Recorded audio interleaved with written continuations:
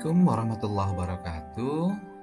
Alhamdulillah pada hari ini bertemu lagi dengan saya, Rezna Anggara Saputra, calon guru penggerak dari Kabupaten Garut.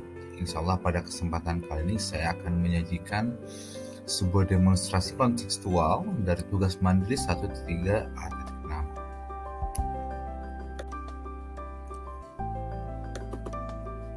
Adapun tujuan pembelajaran yang pertama, CGP berlatih menerapkan paradigma inquiry apresiatif untuk mengidentifikasi potensi diri dan membuat kalimat prakarsa perubahan.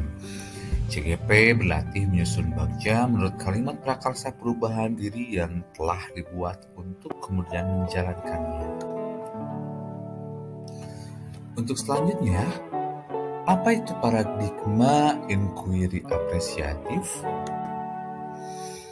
Inquiry apresiatif ini diadaptasi dari bahasa Inggris, yaitu inquiry apresiatif, yang merupakan sebuah pendekatan kolaboratif dalam melakukan perubahan berbasis kekuatan.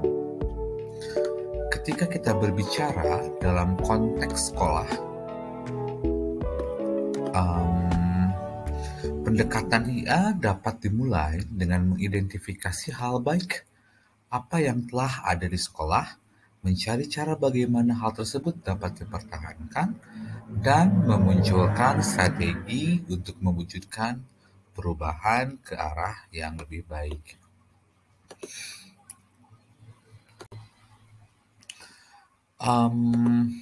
Pendekatan inquiry apresiatif itu pula ditunjang dengan alur konsep bagja, yaitu sebuah alur di mana hal tersebut terdiri dari satu, membuat pertanyaan, di mana nantinya kita akan mengenali aset, kekuatan, apa yang dimiliki, lalu nanti kita akan masuk ke ranah ambil pertanyaan, gali mimpi, jabarkan rencana, dan atur eksekusi. Adapun visi saya sebagai calon guru penggerak, yaitu terwujudnya siswa yang berakhlak mulia, mandiri, adaptif, serta memiliki daya saing global.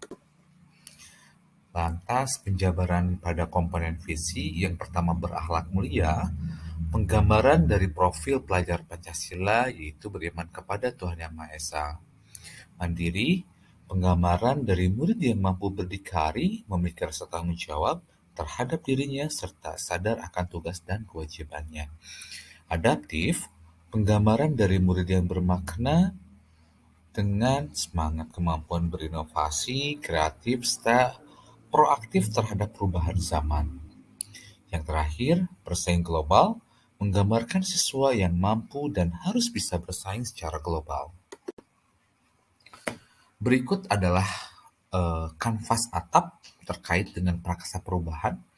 Yang pertama, saya mengawalinya dengan awal atau potensi, di mana peserta didik memiliki potensi dan keunikannya tersendiri.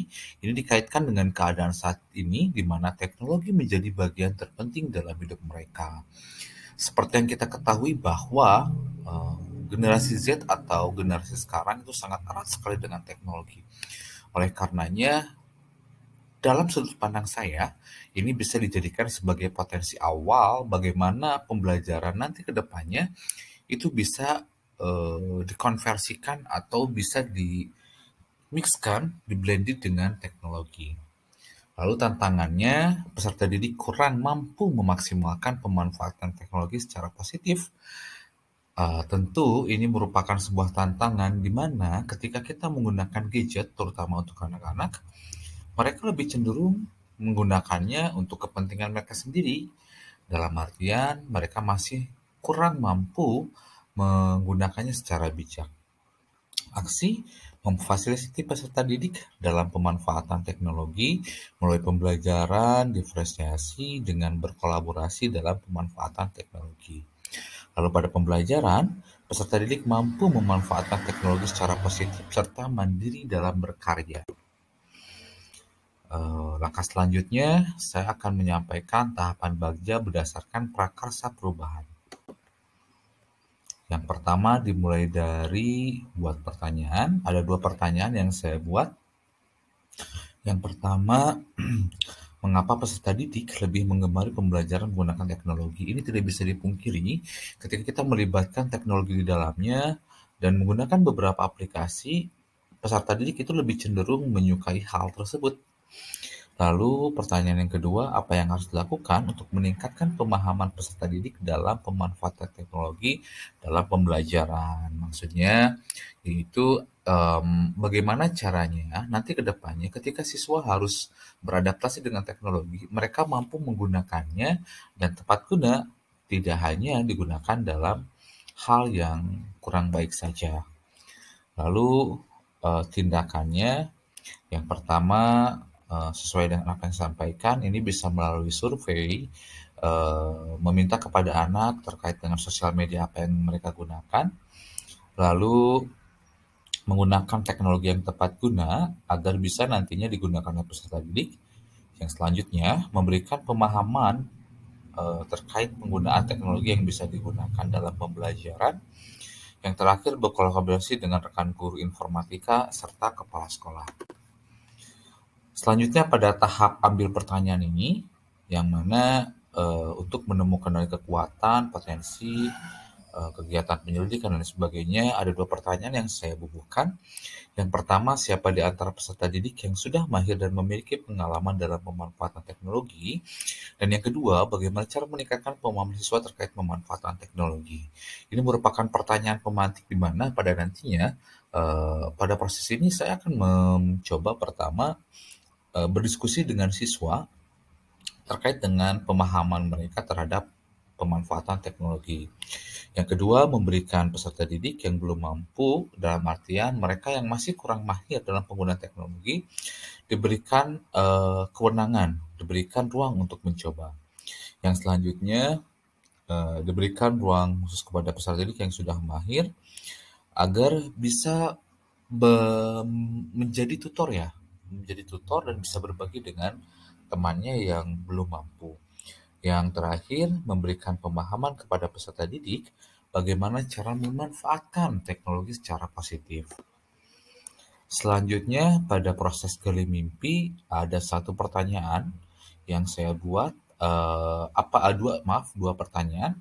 Apa yang akan peserta didik rasakan setelah mereka mendapatkan pemahaman lebih terkait dengan pemanfaatan teknologi secara positif? Nah, ini juga menjadi salah satu dorongan nanti ketika sebuah visi saya sudah berhasil, lalu saya ingin tahu, yang pertama, apakah mereka sudah bisa menghasilkan sebuah produk dengan kreativitas mereka dan secara inovasi yang mereka miliki terkait dengan digitalisasi teknologi ini.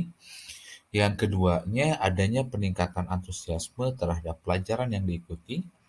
Yang selanjutnya ada tren positif, di mana pada proses pembelajaran mereka lebih aktif. Yang selanjutnya, adanya peningkatan secara signifikan terkait dengan kemampuan mereka dalam berteknologi secara positif. Yang selanjutnya, menjadikan teman atau menjadikan diri mereka sebagai tutor teman sebaya. Dan yang terakhir, melibatkan peserta didik dalam berbagai kegiatan sekolah. Dalam hal ini, kita fokuskan dalam hal teknologinya. Yang selanjutnya, jabarkan rencana. Ada dua pertanyaan yang saya bubuhkan juga. Yang pertama, bagaimana cara meningkatkan kemampuan siswa dalam bidang teknologi? Dan yang kedua, langkah apa yang akan dilakukan untuk meningkatkan kompetensi serta pemahaman siswa dalam bidang teknologi secara positif? Adapun tindakan yang akan saya lakukan, mengadakan kegiatan kesiswaan yang dapat memicu kreativitas siswa, tentunya hal ini kita adaptasi dan kita kolaborasikan dengan teknologi yang nantinya akan digunakan. Semisal ada sebuah kegiatan di mana kita akan melakukan kompetisi, kita bisa memasukkan satu misalnya sebuah permainan, kita ambil misalnya contohnya Stumble Guys atau kita ambil Roblox, di mana di dalamnya itu kita bisa membuat ruangan-ruangan yang mana nanti kita gunakan itu untuk menjadi bahan penilaian. Yang selanjutnya bisa mendatangkan tutor yang sudah ahli dalam bidang teknologi.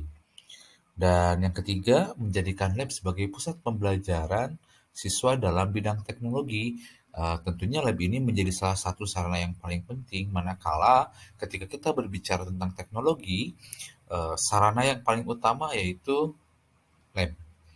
Yang selanjutnya melaksanakan refleksi secara berkala.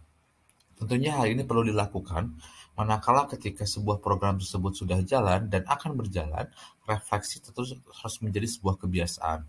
Semisal kita melakukan 1 bulan sebelumnya, ini mengidentifikasi berapa banyak siswa yang belum mampu dalam pemanfaatan teknologi secara positif, dan di pertemuan di bulan selanjutnya, kita mencoba merefleksikan apakah dengan cara kita mengumpulkan tersebut itu sudah berhasil atau belum.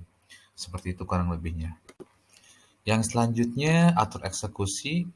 Yang pertama ini tentu orang-orang yang terlibat dalamnya, pihak-pihak yang terlibat di dalamnya terdalam perubahan positif tersebut.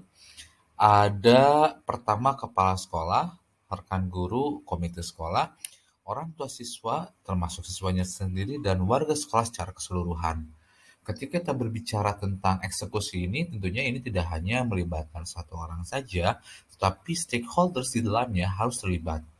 Sehingga nantinya visi yang akan kita capai ini bisa dirasakan dan dinikmati oleh semua orang. Demikian terkait dengan demonstrasi konseptual tugas modul 1.3 A.6 bisa saya sampaikan. Terima kasih atas perhatiannya. Wabillahi taufiq wal hidayah. Wassalamualaikum warahmatullahi wabarakatuh.